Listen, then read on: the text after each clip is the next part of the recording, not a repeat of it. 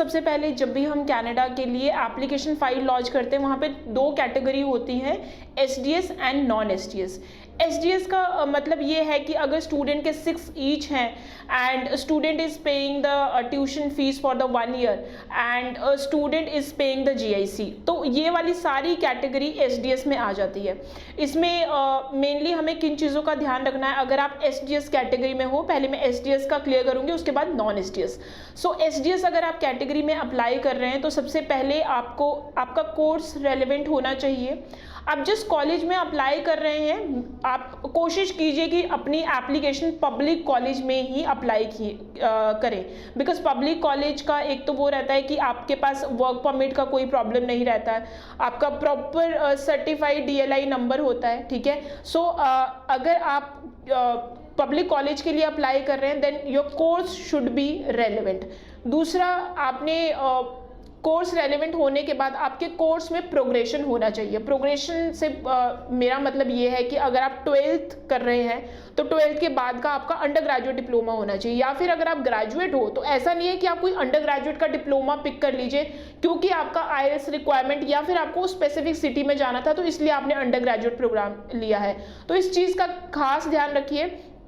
तीसरा ये आता है कि हम अपने फंड्स, फाइनेंशियल्स, आईटीआर, ये चीज़ की एसडीएस फाइल में एज सच रिक्वायरमेंट नहीं होती है, बट अगर आप इसमें लगा लेते हो तो then it is really very important. Third सबसे इम्पॉर्टेंट ये है कि आपकी जो एसओपी है that should be well explained. उसमें आपने अपने बारे में तो बताया, लेकिन आप कौन सी यूनिवर्सिटी जा रहे हैं, आप कौन सा कोर्स पढ़ने जा रहे हैं, कोर्स को बहुत अच्छे से प्रॉपरली एक्सप्लेन करके बताना इज़ रियली वेरी इंपॉर्टेंट।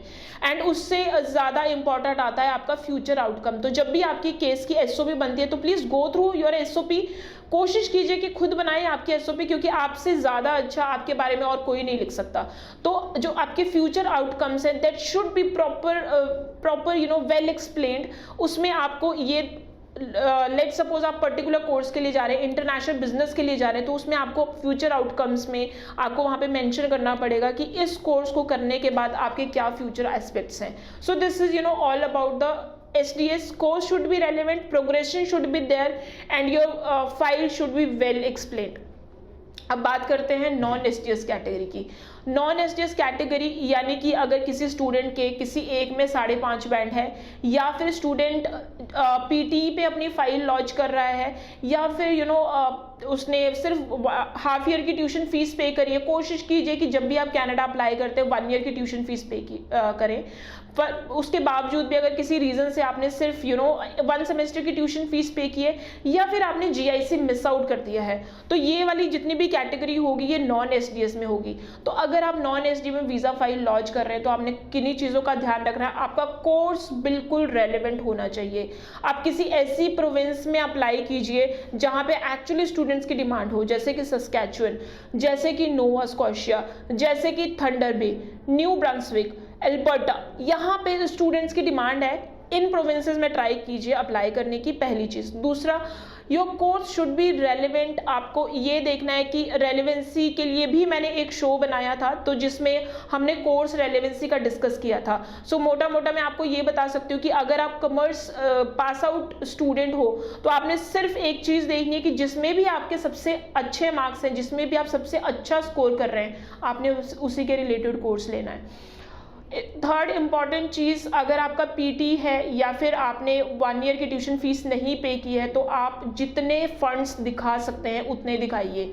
आपके पास सेविंग्स नहीं है तो अगर आपके पेरेंट्स का जीपीएफ है, पीपीएफ है, आप वो दिखा सकते हैं। सीए वैल्यूएशन रिपोर्ट आप दिखा सकते हैं जिसमें आपके पास मूवेबल इमूवेबल प्रॉपर्टी कितनी है, कितना गोल्ड है, वो सारा वैल्यूएशन रिपोर्ट में लग जाता है। आईटीआर आप दिखाएं, अपने पेरेंट्स की आईटीआर दिखाएं। अगर आप कई बार क्या होता है कि कोई गर्ल अप्लाई कर रही है एंड शी इज़ मैरिड, तो वो क्या करती है कि अपने इन लॉज की तो सारी दिखा देगी लेकिन अपने पेरेंट्स की नहीं दिखाती। तो ऐसा बिल्कुल भी मत कीजिए। अपने इन लॉज और अपने पेरेंट्स सबकी आईटीआर दिखाएं, सबके फंड्स दिखाएं। इस प्रोफाइल को जितना स्ट्रॉन्ग आप फाइनेंस से कर सकते हो उतना बेटर है आपके लिए। Course relevancy, strong finance and सबसे इंपॉर्टेंट आता है आपका एसओपी। एसओपी में आपके फंड्स, आप इस कोर्स के लिए क्यों जा रहे हो, that is really very important. So ये इन चीज़ों का हमने ख्याल रखना है जब भी हम कनाडा अप्लाई करें। एसडीएस या नॉन एसडीएस कैटेगरी में। ये चीज़ें अगर आप ध्यान रखेंगे तो आप रिफ्यूजल से ज़रूर बचेंगे।